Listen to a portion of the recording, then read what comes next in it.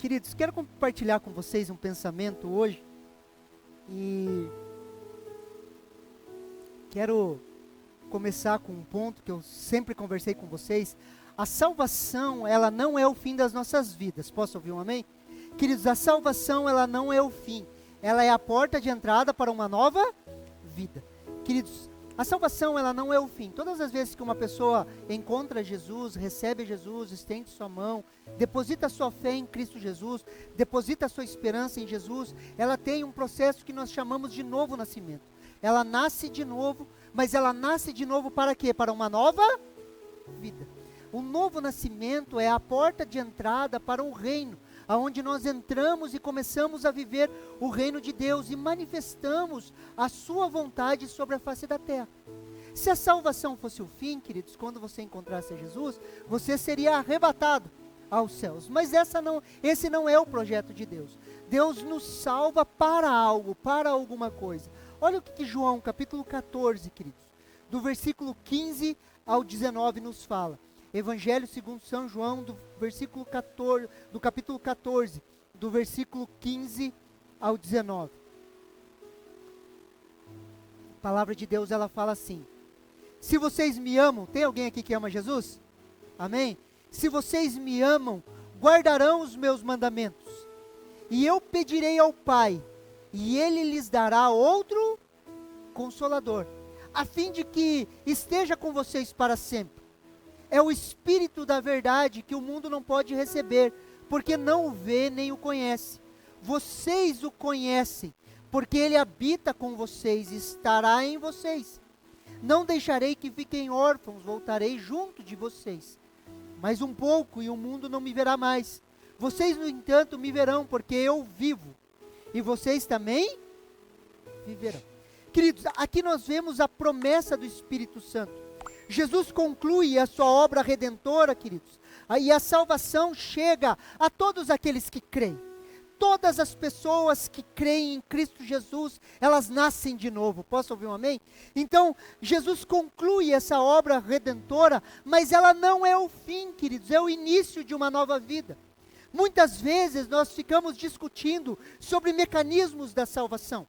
Nós temos livros escritos, nós temos discussões teológicas ao longo dos séculos a respeito dos mecanismos da salvação. Isso é importante, querido, foi o motor primário da reforma protestante. Quando Martinho Lutero vê que a salvação é pela fé e não pelas obras, e isso traz uma nova perspectiva para a igreja, queridos, mas isso não é o fim, a salvação não é o fim, é o início de uma nova vida, onde glorificamos a Jesus, vivendo essa nova vida, assim como foi dito na palavra de oferta, nós oferecemos a nossa vida, o nosso cotidiano como sacrifício vivo, santo e agradável a Deus, que é o nosso culto racional. Esse culto racional não é o culto de domingo, falam amém? Quando o apóstolo Paulo está falando sobre um culto racional, ele não está falando de domingo, ele está falando do evangelho de segunda-feira. É o culto que eu e você oferecemos de forma racional, entendendo que Cristo Jesus se ofereceu como sacrifício pela minha e pela sua vida. E na segunda-feira eu decido viver como se Deus existisse. Consegue me entender? Querido, sabia que Deus existe na segunda-feira? Aleluia. Porque muitas vezes nós vivemos como se Deus não existisse. Chegamos no domingo, vestimos a nossa roupa de crente. Eu não estou com roupa de crente hoje vestido, estou constrangido. Mas enfim, vestimos a nossa roupa de crente, a gente vem para o culto, e na segunda-feira nós vivemos como se Deus não existisse. Só que não é assim, queridos. Nós vivemos para glorificar a Jesus nessa nova vida. Quer comais, quer bebais, fazer tudo para a glória de Deus. Queridos, comer e beber são coisas básicas, posso ouvir um amém? Todas as pessoas fazem isso todos os dias, a não ser que você esteja em uma restrição alimentar, ou você esteja em um jejum, se consagrando ao Senhor. Todos os dias você bebe e come. Se nas coisas básicas nós somos chamados a glorificar a Deus, nas outras coisas devem ser assim também. Quer comais, quer bebais, fazer tudo para a glória de Deus. E isso se inicia quando? Com o novo nascimento. Nascemos de novo, agora eu e você somos desafiados nessa nova vida a viver para a glória de Deus. Viver como se Deus existisse. Olha o que o verso 16 de João 14 nos fala. E eu pedirei ao Pai, e Ele lhes dará outro Consolador, a fim de que esteja com vocês para sempre. Queridos, Jesus fala que Ele rogaria ao Pai. Queridos, Jesus morre, se oferece como sacrifício pela minha e pela sua vida na cruz. Ele ressuscita, queridos. Ele anda 40 dias com os seus discípulos após a ressurreição, conversando a respeito das coisas do reino. Ele é assunto aos céus, ele senta à direita do Pai, o céu novamente está completo, a Trindade está lá, Pai, Filho e Espírito Santo. O que Deus faz? Ele roga a Deus Pai, para que o Espírito Santo seja derramado. Deus envia o Consolador. E Jesus roga por isso, queridos. Ele faz uma promessa. Olha o que Atos, capítulo 1, do versículo 3 ao 4, nos fala. Depois de ter padecido, Jesus se apresentou vivo aos seus apóstolos, com muitas provas incontestáveis, aparecendo-lhes durante 40 dias, falando das coisas relacionadas com o reino de Deus. Só um parênteses, imagine o que esses homens ouviram dele. 40 dias ouvindo de coisas relacionadas ao reino de Deus. Queridos, a Bíblia é um livro resumido, infelizmente. Imagine se tivesse um livro falando sobre esses 40 dias. O que esses homens ouviram de Jesus a respeito do reino? Fecha o parênteses, continuando. E comendo com eles, deu-lhes esta ordem: não se afastem de Jerusalém, mas esperem a promessa. Repete assim comigo, promessa. Esperem a promessa, não é uma promessa. Esperem a promessa do Pai, a qual vocês ouviram de mim. Queridos, Ele confirma a promessa. Cristo sobe aos céus e mais uma vez os céus estão em sua plenitude, e durante 10 dias ele roga ao Pai para que envie o Consolador. E no dia do Pentecostes, queridos, 50 dias após a ressurreição, 50 dias após a Páscoa, o povo que foi libertado do Egito recebeu a lei. 50 dias após a ressurreição que aconteceu na Páscoa, o povo recebe a promessa. O Espírito Santo desce sobre eles. Aqui nasce a igreja. No monte, queridos, quando a lei vem, o que acontece? 3.000 pessoas são mortas por idolatria. Sim ou não? Passa-se anos, 50 dias depois da ressurreição, 50 dias depois da Páscoa, 50 dias depois da ressurreição, na primeira vez desce a lei, na segunda vez desce o Espírito. Na primeira pregação, quantas pessoas são salvas?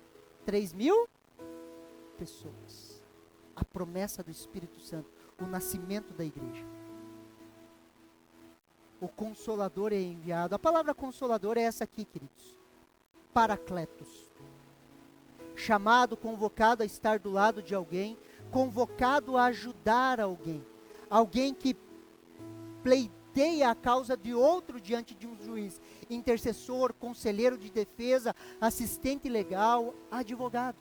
É esse o nosso Consolador, o nosso Paracletos. A boa notícia é que essa nova vida, que você é desafiado a glorificar a Deus em todas as suas ações, você não está sozinho. Existe um Paracletos, queridos. Eu e você temos um Consolador que ajuda em nossas fraquezas. Queridos, deixa eu dar um exemplo claro para você. Enquanto nós estamos tentando tocar a vida do nosso jeito, com a nossa força, queridos, o Paracletos, ele fica meio longe assim, esperando. Quando nós nos deparamos com as nossas fraquezas e nós falamos, eu não consigo, o que acontece? O Paracletos vem e nos ajuda. Por isso que o apóstolo Paulo vai falar o quê? Eu vou me gloriar nas minhas fraquezas. Porque é nas minhas fraquezas que o poder de Deus é aperfeiçoado. Por isso que o profeta vai falar que não é por força nem por violência, é pelo meu Espírito. Queridos, se glorie nas suas fraquezas, porque é nas suas fraquezas que o Espírito Santo atua. Fala um amém para mim achar que você está acreditando. É nas suas fraquezas, queridos. Queridos, nós vivemos uma geração de pavão, sim ou não? Todo mundo quer mostrar suas qualidades, as suas forças. É uma geração onde não há fraqueza. Queridos, ninguém tira foto e posta no Instagram comendo marmita. Todo mundo vai postar o quê? Comendo comida japonesa, comendo churrasco. Por quê? Porque nós vivemos em uma sociedade de aparência, onde nós precisamos mostrar a nossa força. E o Espírito Santo nos chama a viver as nossas fraquezas, porque é nas nossas limitações que ele se manifesta. Não sei para você, mas isso é um consolo para a minha vida. Nós estamos em um processo de transição de igreja, vocês sabem. No dia 10 de dezembro, a igreja de Curitiba é transicionada, eu e aqueles assumimos. Nós vamos enviar o convite para vocês. Vai ser em uma quarta-feira, vai ter um culto de transição, já separa essa data, 10 de dezembro. E o que acontece? Nós vamos ser desafiados a estar à frente de uma igreja de 31 anos. É totalmente diferente das nossas experiências de abertura de igreja, por exemplo. Só que a confiança é que o Espírito Santo, ele se manifesta nas nossas fraquezas. Nas dificuldades, queridos, nós não estamos sozinhos. Eu e você temos um ajudador. Essa palavra é a mesma palavra usada para advogado em 1 João capítulo 2, do versículo 1 ao 2, aonde Jesus se apresenta como advogado. O ministério, nessa noite, queridos, eu quero falar um pouquinho com você sobre o propósito e o Espírito. O ministério do Espírito Santo nas nossas vidas. Eu não quero encerrar o assunto, porque o assunto é amplo, mas eu quero trazer uma visão geral da ação do Espírito Santo em nós, queridos. Porque nós não podemos esquecer desse ministério. Quando nós olhamos o Antigo Testamento, quem que se apresentava como Deus na terra? Era o próprio Pai, sim ou não? Era Deus tentando se manifestar ao povo de Israel, se apresentar como Deus. O que o povo de Israel fez? O rejeitou, sim ou não? Na transição, queridos, entre o novo e o antigo pacto, aparece Jesus, o verbo se faz carne. O Filho de Deus é Deus na terra, sim ou não? O que as pessoas fizeram? O desprezaram. Crucificaram o Rei da Glória. Na dispensação que nós vivemos hoje, no tempo que nós vivemos hoje, que é o tempo da graça, quem que é Deus na terra? O Espírito, e nós corremos o risco de desprezá-lo. Nós não podemos esquecer da ação desse ministério na minha e na sua vida. Olha o que João capítulo 14, versículo 17 nos fala.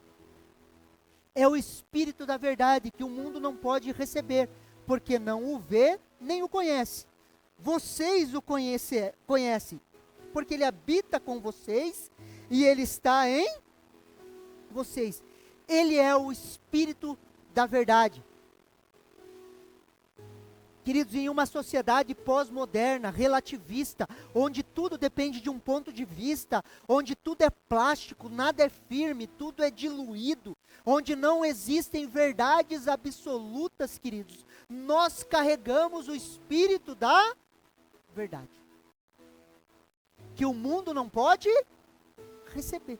Queridos, existem verdades absolutas, posso ouvir um amém?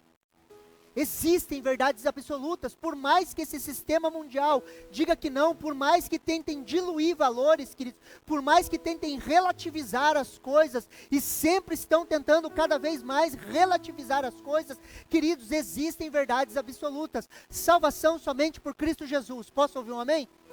É uma verdade absoluta.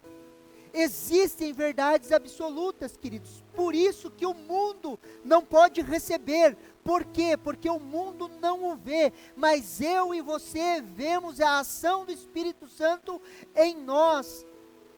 Queridos, você consegue perceber a ação do Espírito em você, sim ou não? dia a dia te convencendo. Se você olhar a sua vida atrás, queridos, há 1 ano, 6 meses, há 2 anos atrás, queridos, você já não é mais a mesma pessoa. Por quê? Porque você vê dia a dia a ação do Espírito Santo te transformando à imagem de Cristo Jesus, de fé em fé, de glória em glória, sendo transformado à imagem de Cristo Jesus, através da graça de Deus sobre as nossas vidas. Se uma pessoa que não tiver há 3 anos, queridos, olhar para você e falar, eu conheço ele, não conhece, porque você não é mais a mesma pessoa. Por quê? Porque você tem visto a ação do Espírito Santo. Sim ou não? Nós como pastores vemos, volta e meia nós temos vontade de fazer churrasco de ovelha. Dá uma cadeirada em alguém, de repente você vê a ação do Espírito Santo falando, ame. Daí você fala, aleluia, glória a Deus. Não sei se acontece com você, mas com nós acontece. E quando acontece isso, o que nós vemos? Nós vemos a ação do Espírito nas nossas vidas. Por que não o conhece? O mundo não o conhece, mas eu e você o conhecemos. Nós conhecemos a ação do Espírito. Esse conhecimento, queridos, não é um conhecimento intelectual, ou somente intelectual, ele é um conhecimento íntimo, queridos.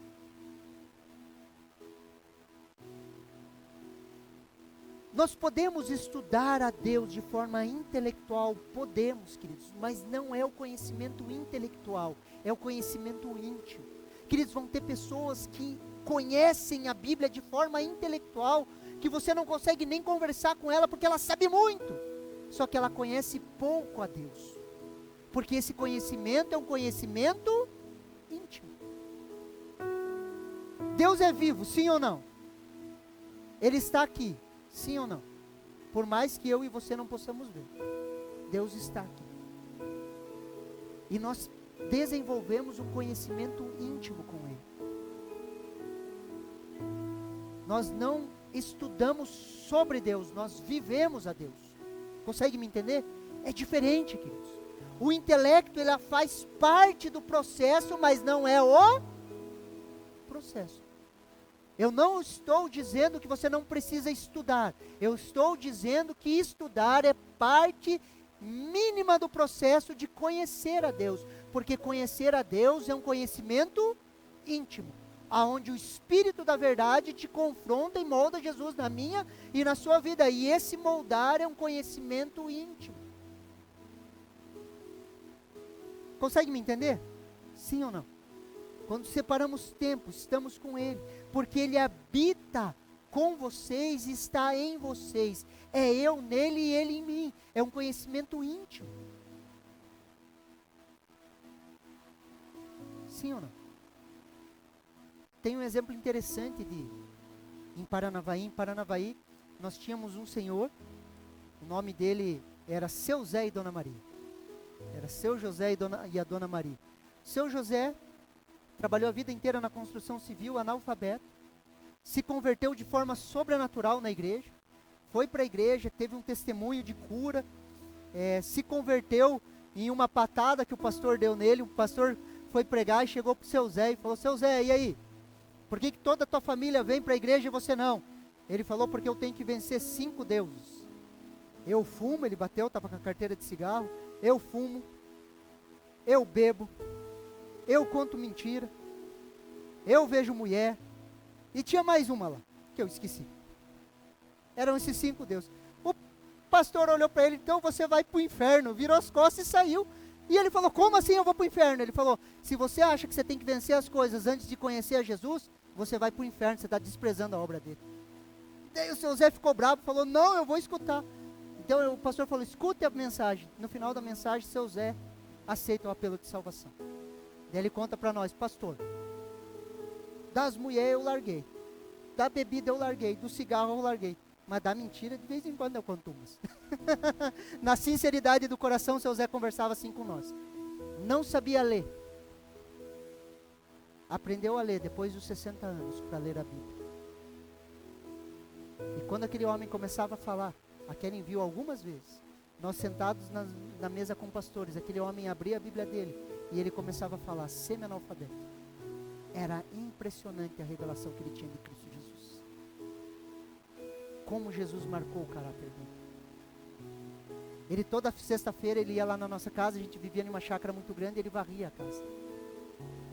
Eu e a Kelly, nessa loucuraiada de abrir igreja, sempre correndo, apertado financeiramente, porque a gente não trabalhava, entre aspas, trabalhava na igreja, não tinha quase salário, e naquela luta, o seu Zé, aposentado de um salário mínimo, uma vez nós na mesa, ele deu uma oferta para nós, e daí ali a gente entendeu o que é comer do pão da viúva. Lembra que o profeta comeu do pão da viúva? E nós tivemos que comer. Ele deu uma oferta na época era R$100 para nós. Aquilo me deu um nó na garganta. Eu falei, o orgulho vem para fora, né? Como que eu vou aceitar a oferta de alguém que é aposentado e ganha pouco? E Deus falou, aceite para você engolir o teu orgulho. Nós aceitamos. Quando o seu Zé saiu da nossa casa, nós choramos igual criança. Nós precisávamos daquele dinheiro, mas nós sabíamos que ele precisava mais. Um homem de Deus, queridos, de Deus. Conhecimento íntimo. Consegue me entender, sim ou não? É desse conhecimento, queridos, que nós estamos falando. Conhecimento íntimo. Olha o que João, capítulo 14, versículo 18 nos fala. Não deixarei que fiquem órfãos. Voltarei para junto de vocês. Sem essa ação do Espírito Santo, do Consolador, nós vivemos como órfãos, queridos. Só que eu e você não somos órfãos. Nós não éramos filhos, agora em Cristo Jesus nós somos filhos de Deus. Temos um pai, um bom pai. É esse espírito de adoção que age nas nossas vidas. Olha o que Romanos capítulo 8, do versículo 15 ao 17 nos fala. Porque vocês não receberam espírito de escravidão, para viverem outra vez atemorizados, mas vocês receberam o espírito de adoção, por qual clamamos, Abba, Pai. O próprio Espírito confirma no nosso espírito que somos filhos de Deus, e se somos filhos, somos também herdeiros de Deus e co-herdeiros com Cristo, se com Ele sofremos, para que também com Ele sejamos glorificados. Queridos, eu e você não recebemos um espírito de escravidão, não somos mais escravos dos nossos desejos e pensamentos, mas nós somos filhos e recebemos esse espírito de adoção, ao qual clamamos, Abba, Pai. Eu e você temos um Pai. Esse espírito, o espírito de adoção, é uma faceta do Espírito Santo nas nossas vidas. Ele testifica ou confirma com o nosso espírito que somos filhos de Deus. E essa ação do ministério do Espírito Santo rompe com o espírito de orfandade. Preste muita atenção aqui em mim, queridos. Existe um espírito de orfandade, queridos. Um espírito que vive dizendo para mim e para você, se vire sozinho. Quantas vezes em momentos de luta, dificuldade, queridos, sobe um sentimento de orfandade e eu e você achamos que estamos sozinhos. Esse espírito de orfandade vive atormentando eu e você, dizendo, vire-se sozinho. Porque se você não se virar, se você não fizer, ninguém vai fazer por você. Você já teve esse tipo de pensamento, sim ou não? É o espírito de orfandade. Se você não fizer por você, ninguém vai fazer. Você está sozinho nesse mundo. Cada um por si, Deus por todos. É o espírito de orfandade, queridos. Esses são os traços do espírito de orfandade, que atinge a minha e a sua vida. Queridos, eu e você não estamos sozinhos nesse mundo. Fala um amém aí, crente. Nós não estamos sozinhos, queridos. Nós não nos viramos sozinhos. Nós temos um pai, nós temos um bom pai. Eu e você temos um bom pai. Você não faz porque se ninguém fizer, se você não fizer, ninguém vai fazer por você. Você faz porque você tem um bom pai e você vê esse pai fazer. Sim ou não? Olha que interessante, queridos. João capítulo 5, versículo 19. Então Jesus lhes disse: Em verdade, lhes digo que o filho nada pode fazer por si mesmo, senão somente aquilo que vê o pai fazer. Porque tudo o que este fizer, o filho também faz. Quer ver um exemplo, queridos? Por que você trabalha? Porque se você não se virar, ninguém vai fazer por você? Não. Sabe por que você trabalha? Em Cristo Jesus? Porque você vê o seu pai trabalhando. Você faz porque vê o seu pai fazer. E aonde você vê o seu pai fazer? Não é visões místicas, queridos, é através da palavra de Deus. Aonde você vê as ações de Deus? Através da sua palavra. Sim ou não? Sim ou não? Quando você vê Jesus falando que o pai trabalha até agora, você entende que o pai está trabalhando. E se o pai está trabalhando, você trabalha. Mas você não trabalha porque, eu tenho que fazer, se ninguém vai fazer por mim. Não, eu trabalho porque eu vejo meu pai trabalhar. Não fica mais leve, sim ou não? Você não vê o cuidado de Deus, sim ou não? Agora, se a gente achar que a gente está órfão nesse mundo, que nós fomos largados como órfãos, como se Deus falasse assim, se virem. Queridos, não é assim. Nós temos um pai. Consegue me entender, sim ou não?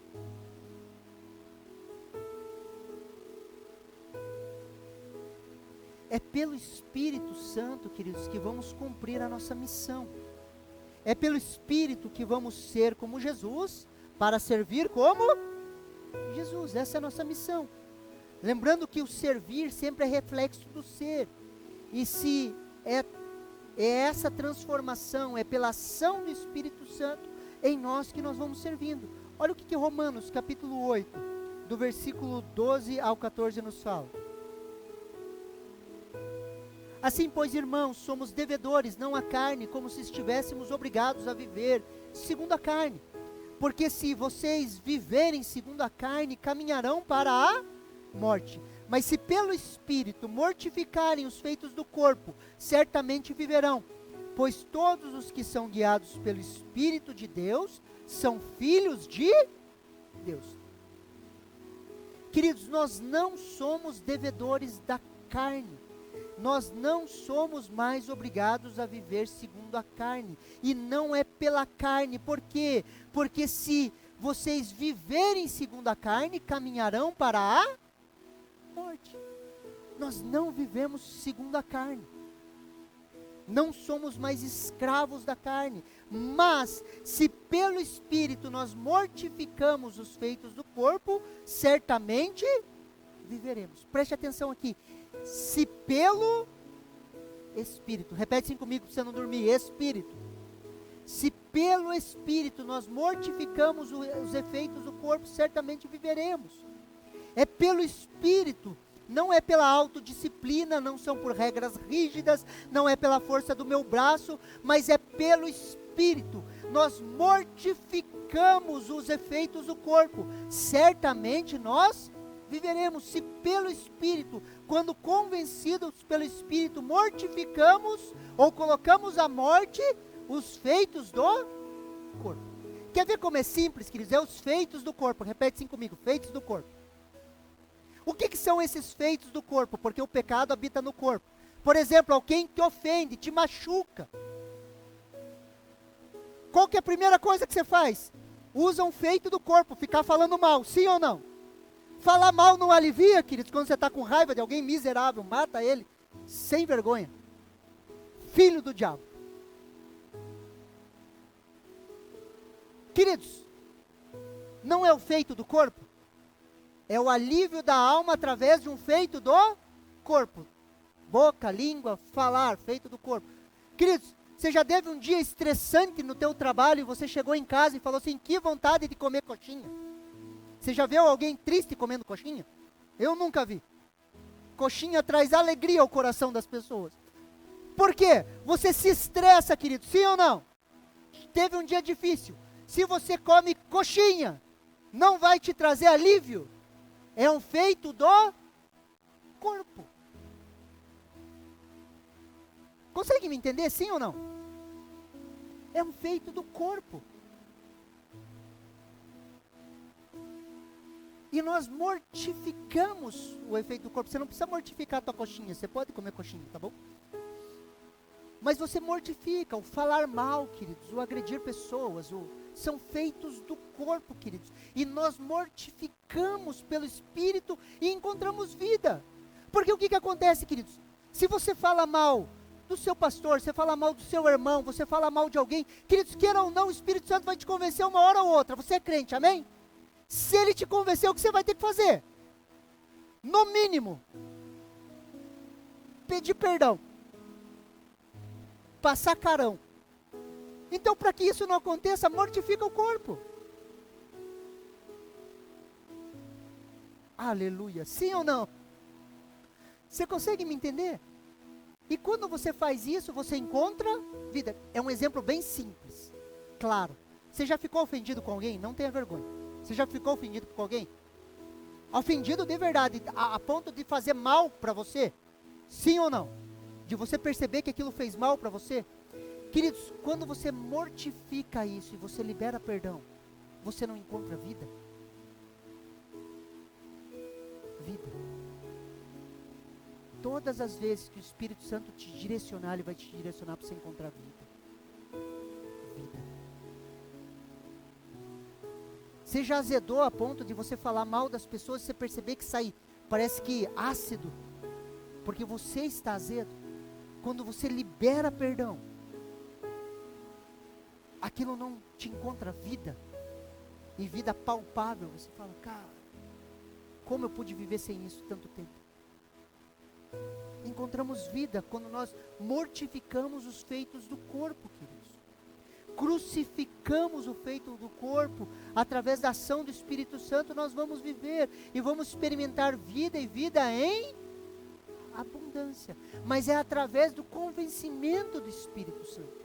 É através da obra do Espírito nas nossas vidas. Olha o que Romanos 8, capítulo 14, versículo 14 nos fala. Pois todos os que são guiados pelo Espírito de Deus, são filhos de Deus. Guiados pelo Espírito. Queridos, aqui não é uma condicional de ser filho. Ah, então só os que são guiados são filhos? Não. Aqui os filhos de Deus, ser filho de Deus é ação da fé e da graça de Deus. Você deposita a fé em Cristo Jesus e a graça de Deus te permite ser filho. Aqui é filhos maduros. Consegue me entender?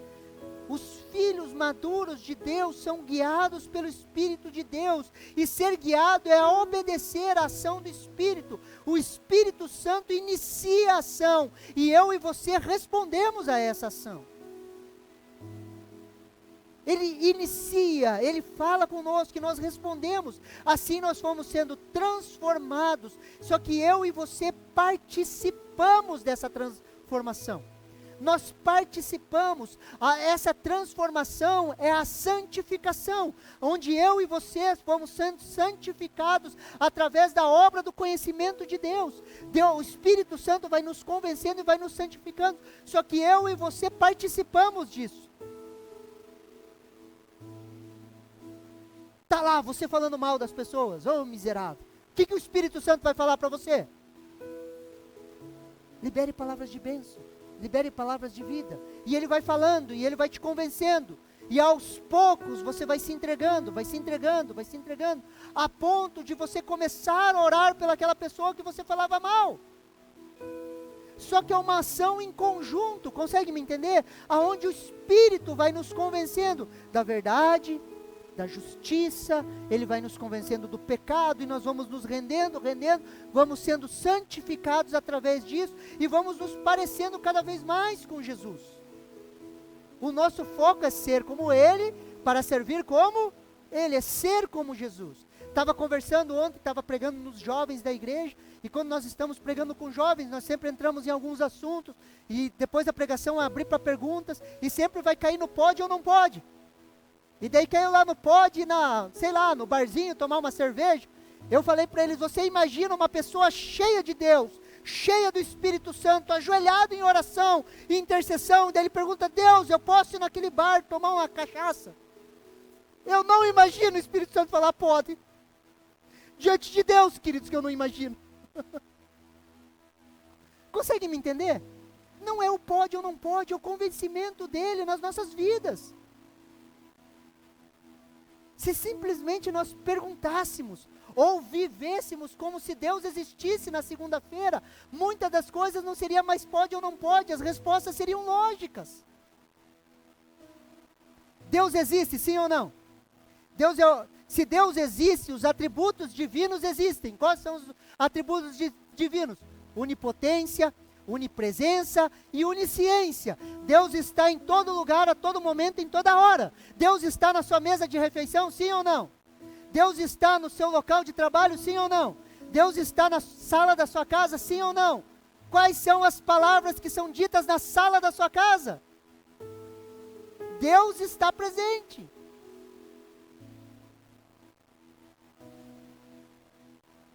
Ah, pastor, até quando eu falo mal do chefe, até quando você fala mal do chefe, Deus está presente. Aleluia. E Ele vai nos convencer, sim ou não? Só que eu e você participamos disso. Queridos, eu lembro até hoje, queridos, eu estava falando com os jovens, me lembrei dessa história. Eu me lembro até hoje, eu tive uma academia durante 3 anos e meio, fui trabalhar em uma academia, comecei a coordenar a academia, e como eu sabia arrumar aparelho e coisa assim, sempre quando estraga um aparelho na academia é ruim, porque a pessoa tem uma programação, ela quer usar, e o que eu fazia? Eu arrumava os aparelhos. Daí chegou um dia que virou costume, meu chefe me chamou para conversar, preciso que você faça isso, e me deu uma lista de coisas para consertar na academia. Na hora me veio na cabeça, eu não ganho para isso. Me veio na hora, queridos, eu não ganho para isso. Daí eu fui colocar uma aluna, lembro até hoje qual que é o aparelho, fui colocar a aluna no aparelho, estava conversando com ela, e remoendo aquilo, eu não ganho para isso, eu não ganho para isso. O Espírito Santo me falou assim, escravo de mamon. Eu, na minha mente religiosa, eu falei, nada a ver, eu dou dízimo. Religioso, queridos. Aí o Espírito Santo falou, não, você é escravo de mamon. Eu falei, por quê? Porque você só faz aquilo que te paga. E o teu serviço, ele tem um custo. E se você só faz o que te pagam, você é escravo de mamon. Porque o teu Deus é o dinheiro. Queridos, na hora eu me constrangi, peguei a listinha, fui fazendo item por item assim, sem reclamar, dando glória a Deus e aleluia. Por quê? Porque o Espírito Santo vai nos convencendo. Se você falar isso, queridos, para as pessoas desse mundo, elas vão falar, você é louco. Você está fazendo coisas que não era para fazer. No RH hoje tem até um nome para isso, né? É disfunção de cargo, alguma coisa assim, sei lá. Desvio de função. Poderia até processar o meu chefe por desvio de função. Querido, se você falar isso para alguém, eles vão falar que você é. Toda vez que alguém desse mundo falar que você é louco, dê glória a Deus, porque está no caminho certo. Porque as coisas de Deus são loucuras para o homem.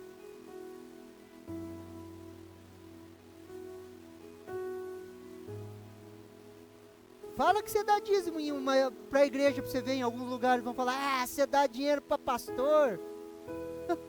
Vão te chamar de louco, sim ou não? Por isso, queridos, que a transformação não é de fora para dentro, é de dentro para fora. A autodisciplina, queridos, ela é boa, ela tem o seu lugar, mas ela não transforma o homem interior. Sim ou não? A autodisciplina é mudança de fora para dentro. Tem o seu lugar? Tem. Talvez se você for autodisciplinado, você vai poder cuidar bem do teu corpinho, você vai poder cuidar bem do teu quintal. Tem coisas boas, mas ela não muda o homem interior. O homem interior, ele é transformado pela manifestação do Espírito Santo nas nossas vidas. A autodisciplina, ela muda aspectos interiores. A ação do Espírito Santo é de dentro para fora, onde permitimos a ação do Espírito em nossas vidas e somos transformados dia a dia à imagem de Cristo Jesus. Olha o que Colossenses capítulo 2, do versículo 20 ao 23 nos fala. Colossenses 2, do 20 ao 23. Olha que interessante, queridos. Se vocês morreram com Cristo, nós já morremos com Cristo, amém? Se vocês morreram com Cristo para os rudimentos do mundo, porque se sujeitam a regras como se ainda vivessem no mundo. Não toque nisso, não coma disso, não pegue naquilo. todas essas coisas se destroem com o uso, são preceitos e doutrinas de homens. De fato, essas coisas têm aparência de sabedoria, ao promoverem um culto que as pessoas inventam. Falsa humildade, tratamento áspero com o corpo, mas elas não têm valor algum contra a inclinação da carne. Algumas traduções vão falar contra as paixões da sensualidade. Queridos, regras, e isso aqui é um relato de tentar viver uma vida cristã, sem a ação do Espírito Santo, formando um conjunto de regras e doutrinas de homem, colocando o nosso corpo à autodisciplina, mas isso não tem valor algum contra a inclinação da carne. Uma vez aqui me deram uma boa ideia, queridos. Falaram, pastor, você tem que pregar mais sobre o Velho Testamento e você tem que falar sobre os 10 mandamentos. Eu falei, por quê, irmão? Ele falou, se você falar sobre os 10 mandamentos, as pessoas não pecam mais. Eu falei, se fosse fácil assim, irmão, eu escrevi os 10 mandamentos na parede, falava para o povo ler, e falava, não façam isso e vão para casa. Se fosse fácil assim, queridos. Não são por regras, queridos, é pela ação do Espírito Santo na minha e na sua vida. Queridos, eu me converti em uma sala de aula na 4ª série e me batizei em 1995 na Igreja Menonita de Curitiba. Eu me batizei lá em 1995. Passei um tempo na igreja até o início, metade da minha adolescência. Depois eu tive umas crises, saí da igreja. Mesmo saindo da igreja, eu tinha certeza da minha salvação, tinha certeza da minha fé em Cristo Jesus. Só que eu achava que na igreja tinha um bando de mentirosos, porque era impossível viver o que Jesus falava na Bíblia. Eu falei, esse povo é um povo mentiroso mesmo, crente mentiroso. Desde pequeno, vendo histórias da Bíblia no colégio, eu estudei no Erasto, a gente tinha aula de religião, eu lembro das aulas, eu lembro das coisas, e eu via, eu achava que aquilo ali era mentira. Até o dia que eu fui em um encontro face a face com Deus. No encontro face a face com Deus, queridos, eu recebi o que nós chamamos de batismo com o Espírito Santo. Onde o Espírito Santo, onde eu fui batizado com o Espírito, minha vida virou de ponta cabeça. Eu descobri um poder de transformação, eu descobri que através da ação do Espírito Santo, nós podemos parar de mentir, nós podemos parar de roubar, nós podemos se transformar em novas criaturas. Sim ou não?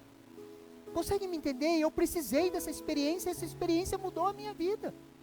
E ela muda, queridos, não são regras. Eu e você não vivemos regras, nós vivemos uma intimidade com Deus. Olha o que Atos, capítulo 1, do versículo 3 ao 5 nos fala. Depois de ter padecido, Jesus se apresentou vivo a seus apóstolos, com muitas provas incontáveis, aparecendo-lhes durante 40 dias, falando das coisas relacionadas com o reino de Deus. E comendo com eles, deu-lhes esta ordem: não se afastem de Jerusalém, mas esperem a promessa do Pai, ao qual vocês ouviram de mim. Porque João, na verdade, batizou com água, mas vocês serão batizados com o Espírito Santo dentro de poucos dias. Queridos, por isso que nós precisamos dessa experiência de sermos batizados com o Espírito Santo. Ele fez a promessa, queridos. Atos capítulo 1, versículo 8, fala assim: mas vocês receberão poder ao descer sobre vocês o Espírito Santo, e serão minhas testemunhas, tanto em Jerusalém como em toda a Judeia, Samaria até os confins da terra. Mas vocês receberão o que? Poder. A palavra poder é dunamis, poder de dinamite, de mudança, poder de transformação, poder de mudança. Para quê? Para serem as minhas testemunhas. Repete-se comigo: testemunhas. Querido, você vai receber poder não para ser evangélico. Você não vai receber poder, queridos, para ficar falando, está amarrado. Você vai receber poder, queridos, para ser testemunha de Jesus. Não para cumprir regras, é poder para viver uma vida no Espírito, poder para ser transformado de fé em fé e de glória em glória à imagem de Deus. E nós precisamos desse empoderamento, senão nós vamos viver uma religião. Eu e você vamos ser boa gente, mas não vamos ser transformados, não vamos ser testemunhas. A palavra testemunhas ali é a mesma palavra que gera a raiz de mártires. É as pessoas que morrem pela causa. Queridos, toda vez que você se ofende, se machuca, ou com uma pessoa, você tem vontade de esganar alguém. Acontece com você sim ou não? E você é convencido pelo Espírito. Você morre para isso. Você permite a ação do Espírito Santo. O que acontece? Você se torna mais parecido com Jesus, sim ou não? Mas primeiro você foi um mártir. Você morreu para as suas vontades. E o Evangelho e a vida com Deus é uma morte para as nossas vontades. Queridos, você acha que eu queria ser pastor, queridos? Eu queria, queridos, sombra e água fresca, queridos. E não ria que você queria também, Ana. Você queria pipoca e Netflix. Você queria vida de ar-condicionado, queridos, de shopping, vida boa. Só que nós morremos para as nossas vontades. Queridos, você não queria viver de boa na Lagoa? Sim ou não? De boa, sim. Sem se preocupar com o problema de ninguém, queridos, de boa, uma vida centrada só em você, assim, sabe? Se você tiver um bom casamento, ainda é pior, que daí você fala, eu e a minha mulher, coisa boa. Sim ou não? Essa é a nossa vontade, queridos, mas nós morremos pela causa do reino e vivemos para servir pessoas. Sim ou não? Né, seu Hortz? Coisa boa, né? Mas nós morremos para essas coisas, né?